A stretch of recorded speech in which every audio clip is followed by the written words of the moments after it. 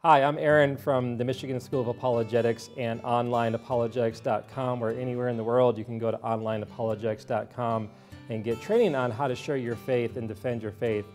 Today's talk is how having cancer taught me more about the gospel of Jesus Christ. In 2014, I wasn't feeling very good, and one thing led to another, and I went to the doctors, and the lady said, "Oh, you're going to be fine." Well, sure enough, one test after another led me to the phone call, and the phone call came. The doctor called me, and I remember the day when he told me, "Aaron, you have cancer." So when that day came and he said that to me, was that good news or was that bad news? Well, you say, well, that's terrible, that's awful, and I agree with you, like getting a phone call that you have cancer is awful. But could it be good news?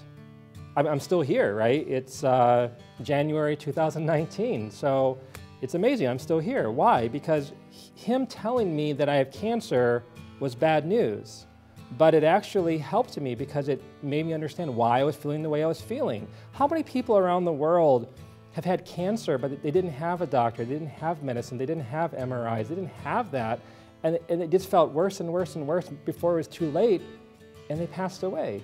So when that doctor told me the bad news, you have cancer, I believed him. I took that seriously. That bad news affected me, and I went and did something about it. And I have a big scar on me because I let the guy operate on me, but I'm still here.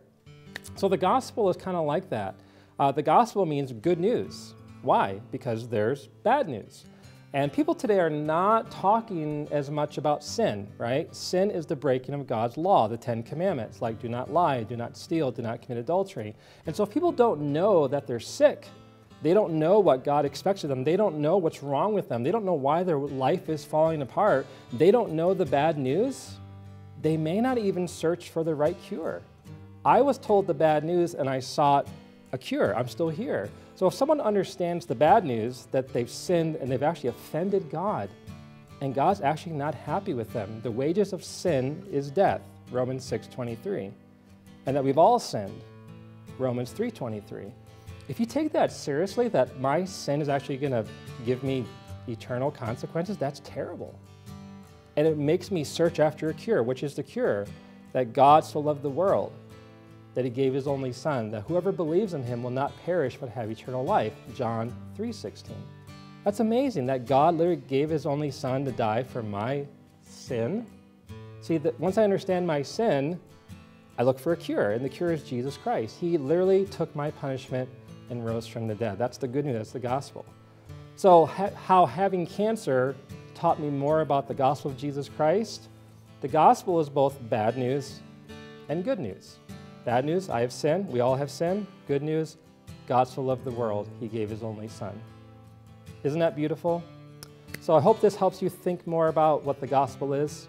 I'm Aaron from onlineapologetics.com. You can click on that and go and check out the website, and hopefully it will help you learn more about what is the gospel, how to share the gospel and defend the gospel, and I hope it helped you today. Thanks for listening.